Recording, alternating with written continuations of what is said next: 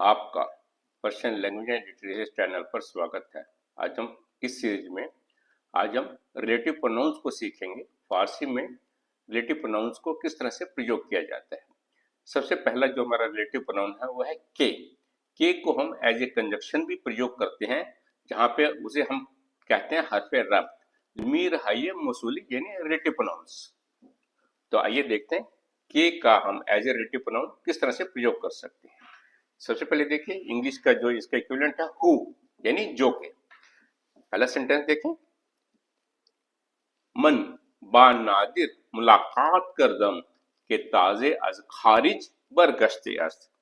ये ट्रांसलेशन है, हिंदी में अनुवाद होगा, मैं नादिर से मिला जो कि अभी अभी विदेश से आया है। I met with Nadir who has just returned from abroad. तो उसमें देखें यहाँ पे ये के जो है ये रिलेटिव प्रोनाउन है, जिसे हम फारसी में कहते हैं ज़मीर मौसूली, और हिंदी में देखिए यानी जो की, और इंग्लिश में देखिए हु। तो ये रिलेटिव प्रोनाउन है। अगला यूसेज देखें, दारा आन पिसरी अस्त के इन कारा कर्द। ये ट्रांसलेशन है, हिंदी में कहेंगे दारा वही लड़का है जिसने यह काम किया। Dara is the boy who did this work, और इंग्लिश में हु रिलेटिव प्रोनाउन है। अगला सेंटेंस देखिए, माँ के हिमायत शुमामी खाहिम दरिन शहर गरीब हस्तीन। ये ट्रांसलेशन है, हिंदी में कहेंगे हम जो कि आपका समर्थन चाहते हैं इस शहर में अजनबी हैं। इंग्लिश में कहेंगे we who seek your support are strangers in this city. तो यहाँ देखिए हिंदी में हम यानी जो कि, और इंग्लिश में वी यानी हु, ये रिलेटिव प्रोनाउन है। और यहाँ पे देखिए एक शब्द का प्रयोग है गरीब। गरीब का हम हिंदी में मीनिंग पुअर के लेते हैं, लेकिन फारसी में गरीब के माने स्ट्रेंजर के होते हैं। अगला सेंटेंस देखिए, तू के तवाना हस्ती बायद मेहरबान बाशी। तुम जो कि समर्थ हो, ब्रैकेट में लिखे इसीलिए तुम्हें दयालु होना चाहिए। You who are powerful must be kind. तो इसमें देखिए तू के बाद क्या है, ये रिलेटिव प्रोनाउन है। इसमें तुम यानी जो कि ये रिलेटिव प्रोनाउन है, और इंग्लिश में हु रिलेटिव प्रोनाउन है। तो आप देखिए दूसरे सेंटेंस में दारान पिसरी अस्त के, ये रिलेटिव प्रोनाउन है। तीसरे सेंटेंस में देखिए माँ के, ये रिलेटिव प्रोनाउन है। तो के को हम एज ए रिलेटिव प्रोनाउन प्रयोग करते हैं, जिसके इंग्लिश में इक्विवेलेंट हु होता है, और हिंदी में जो कि या वही हम इस तरह से प्रयोग करते हैं। आइए इसी के का प्रयोग हम इंग्लिश में दैट रिलेटिव प्रोनाउन की तरह भी प्रयोग करते हैं। आइए देखें किस तरह से। देखिए पहला सेंटेंस है, कलमीरा के गुमशुदे बूत पैदा कर दम। ये ट्रांसलेशन है, हिंदी में पेन जो गुम हो गया था उसे मैंने ढूंढ लिया। I found the pen that was lost. यहाँ पे देखिए इसमें के है रिलेटिव प्रोनाउन, और हिंदी में जो, और इंग्लिश में that as a relative pronoun प्रयोग किया गया। अगला सेंटेंस देखिए, इंचीस्ट के तुरा ज्याद अजियत में कुनत। ये ट्रांसलेशन है, हिंदी में वह क्या है जो कि तुझे अधिक परेशान कर रहा है। What is it that bother you so much. यहाँ देखें इसमें क्या रिलेटिव प्रोनाउन है, और हिंदी में जो कि, और इंग्लिश में दैट रिलेटिव प्रोनाउन है। अगले सेंटेंस में देखिए, इन सवाली अस्त के दानिशु यारा यीज कर दे अस्त। ये ट्रांसलेशन है, हिंदी में यह वो प्रश्न है जिसने विद्यार्थियों को उलझन में डाल रखा है। इंग्लिश में कहेंगे this is the question that has confused students. यहाँ देखिए के रिलेटिव प्रोनाउन है, और हिंदी में यह वो यानी वो रिलेटिव प्रोनाउन है, और इंग्लिश में दैट रिलेटिव प्रोनाउन है। अगला सेंटेंस देखें, मिदादी के दर दस्तशस्त माले मनस्त। ये ट्रांसलेशन है, हिंदी में कहेंगे पेंसिल जो कि उसके हाथ में है मेरी है। The pencil that is in his hand is mine. तो यहाँ देखिए के रिलेटिव प्रोनाउन है, और हिंदी में जो कि, और इंग्लिश में दैट रिलेटिव प्रोनाउन है। के को यहाँ पे दैट से ट्रांसलेट किया गया है, जो कि रिलेटिव प्रोनाउन है। तो के को आप हु और दैट रिलेटिव प्रोनाउन के लिए भी प्रयोग कर सकते हैं। आइए के का एक और प्रयोग भी सीखते हैं, जिसे हम इंग्लिश में कहते हैं विच। तो पहला सेंटेंस देखिए, दू चरखई के दिरूज खरीदम बिरूनस खाने अस्त। ये ट्रांसलेशन है, हिंदी में अनुवाद होगा साइकिल जो कि मैंने कल खरीदी घर के बाहर है। The bicycle which I bought yesterday is out of home. तो यहाँ देखिए डू चर के के बाद जो के है रिलेटिव प्रोनाउन है, और हिंदी में जो कि, और इंग्लिश में विच रिलेटिव प्रोनाउन है। अगले सेंटेंस में देखिए माशीने मन के आबियस दुजी देशुद, ये ट्रांसलेशन है। हिंदी में कहेंगे मेरी कार जो कि नीली है चोरी हो गई। My car which is blue was stolen. तो यहाँ पे देखिए हिंदी में जो कि, और इंग्लिश में विच रिलेटिव प्रोनाउन है। तो के को आप विच से भी ट्रांसलेट कर सकते हैं एज ए रिलेटिव प्रोनाउन। के को आप हुम से भी ट्रांसलेट कर सकते हैं। आइए देखिए किस भाव में और किस तरह से। पहला सेंटेंस देखें, रुस्तम पिसरियस्त के बेउ किताब दादम, ये ट्रांसलेशन है। रुस्तम वो लड़का है जिसे मैंने किताब दी। Rustam is the boy to whom I gave the book. तो यहाँ देखिए के रिलेटिव प्रोनाउन है, हिंदी में वो रिलेटिव प्रोनाउन है, और इंग्लिश में हुम। तो इसको आप किस तरह से प्रयोग करेंगे, अगर के बाद प्रेपोजिशन हो, हर्फ इजाफे और उसके फौरी बाद कोई भी प्रोनाउन हो, तो आप के को एज ए हुम ट्रांसलेट कर सकते हैं। अगला सुनना देखिए, दिरूस भाशक्सी के मुलाकात कर दी बिरादरे मनस्त। अनुवाद होगा तुम जिस व्यक्ति से कल मिले वो मेरा भाई है। The person whom you met yesterday is my brother. तो यहाँ देखिए शख्सी के बाद के आया है, और हिंदी में तुम जिस व्यक्ति से कल मिले एज ए रिलेटिव प्रोनाउन है, और इंग्लिश में हुम रिलेटिव प्रोनाउन है। अगला सुनने देखिए, आमूजगारम यानी आमूजगारे मन, शख्स मेहरबान के मनऊरा बिस्यास्ताइश्मी कुनम, मेरे अध्यापक दयालु व्यक्ति हैं जिनकी मैं बहुत प्रशंसा करता हूँ। इंग्लिश में क्या, my teacher is a kind person whom I praise very much. यहाँ देखिए के रिलेटिव प्रोनाउन है, और जिनकी आदरपूर्वक हम कह रहे हैं, यानी ये रिलेटिव प्रोनाउन है हिंदी में, और इंग्लिश में हुम।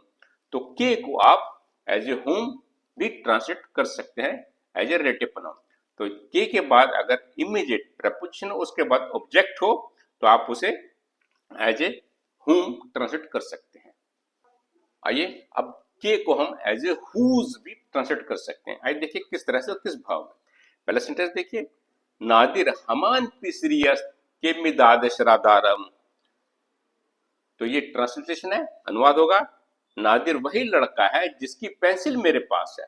Nadir is the boy whose pencil I have. यहाँ देखिए अस्त के बाद इमीडिएट ऑब्जेक्ट हो और पॉजेसिव प्रोनाउन हो, तो आप के को एज ए हुज भी ट्रांसलेट कर सकते हैं। अगला सेंटेंस में देखिए, पिसरी के पी रहानश सब जस्त बिरादरे मनस्त। ये ट्रांसलेशन है। हरी शर्ट वाला लड़का मेरा भाई है। The boy whose shirt is green is my brother. तो यहाँ पे देखिए पिसरी के बाद के है, ये रिलेटिव प्रोनाउन है। उसके बाद पिराहन यानी शर्ट ऑब्जेक्ट है। उसके बाद immediate seen as a possessive pronoun है, यानी उसकी शर्ट। तो हिंदी में होगा हरी शर्ट वाला मेरा भाई है। इंग्लिश में कहेंगे the boy whose shirt is green is my brother. अगला सेंटेंस देखें, तू राजी बे सहारा सोबत मिकुनी के बिरादर्श बे तेहरान रफ्ते अस्त। ये ट्रांसलेशन है।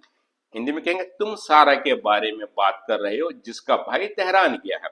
इंग्लिश में कहेंगे you are talking about Sara whose brother has gone to Tehran. यहाँ देखिए के बाद इमीडिएट ऑब्जेक्ट ब्रदर है, उसके बाद शी पॉजेसिव प्रोनाउन है। तो इसलिए के ब्रदर्स को आप एज ए हुज ट्रांसलेट कर सकते हैं। हिंदी में देखिए जिसका यानी हुज, इंग्लिश में हमने के को एज ए हुज ट्रांसलेट किया है। तो इस तरह से के बाद इमीडिएट ऑब्जेक्ट हो, उसके बाद पॉजेसिव प्रोनाउन आ जाए, तो आप के को as a whose relative pronoun translate कर सकते हैं। देखिए अगला जो रिलेटिव प्रोनाउन है वो आंचे या हर्चे है, जिसके अंदर में कहता है व्हाट एवर, जो कुछ। आइए देखिए इसका प्रयोग हम एज रिलेटिव प्रोनाउन किस तरह से करेंगे। पहला सेंटेंस देखिए, रुस्तम हर्चे के निविष्ट खूब नाबूद। ये ट्रांसलेशन है।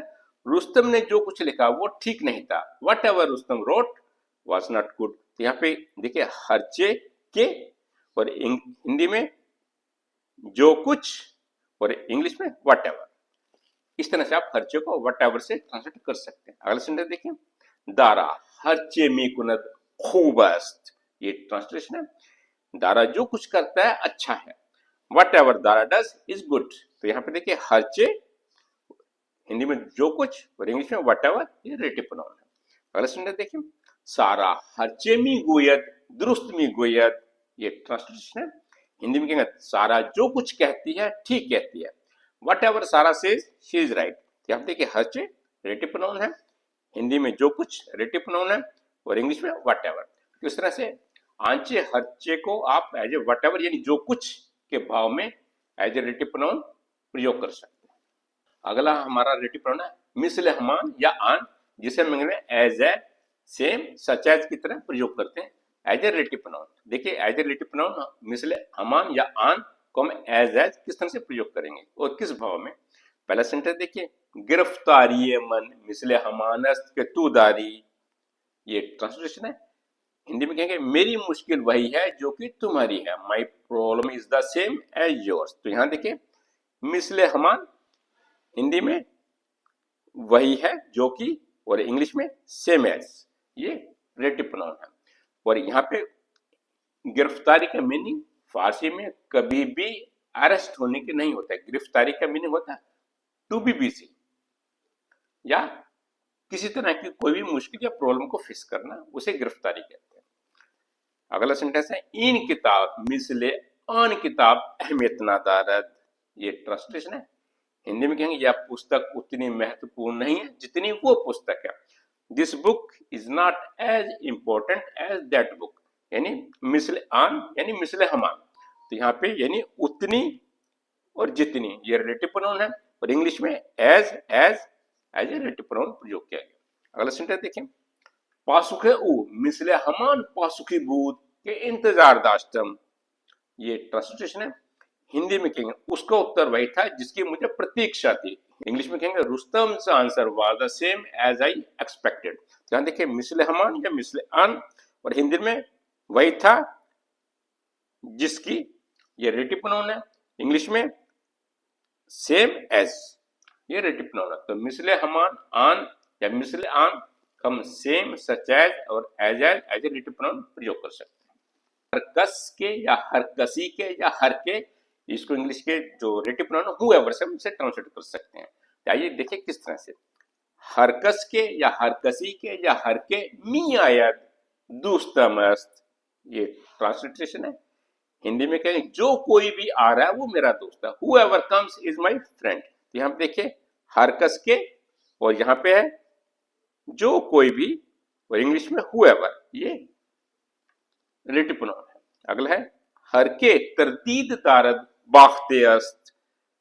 हिंदी में क्या, जिस किसी ने संकोच किया वो हार गया, whoever doubts has lost। तो इसमें जिस किसी ने, और इंग्लिश में whoever। अगला सेंटेंस देखिए, हर कसीरा के इंतखामी कुनी बाखुदम खाहम बोर्द। हिंदी में कहेंगे तुम जिसे भी चुनते हो उसे मैं अपने साथ ले जाऊंगा। इंग्लिश में कहेंगे I will take with me whoever you choose. तो यहाँ पे हर कसीरा, हर के या हर कसी के, आप कुछ भी प्रयोग कर सकते हैं। इंग्लिश में जिसे भी, और इंग्लिश में हूएवर, ये रिलेटिव प्रोनाउन है। मुझे उम्मीद है कि फारसी में किस तरह से हम रिलेटिव प्रोनाउंस को प्रयोग करेंगे आपको बहुत अच्छे तरह से समझ में आ गया होगा। इसमें सबसे इंपॉर्टेंट जो रिलेटिव प्रोनाउन हमारा के है, के को हम as a who, whom, whose, which की तरह भी प्रयोग कर सकते हैं, इस बात को आप याद रखें। और के हमारा कंजक्शन भी है, इसे हम के को एज ए कंजक्शन प्रयोग करते हैं तब इसे हम कहते हैं हरफे रब। लेकिन जब के को एज ए हम रिलेटिव प्रोनाउन प्रयोग करते हैं तो हम इसे कहेंगे ज़मीर मौसूली।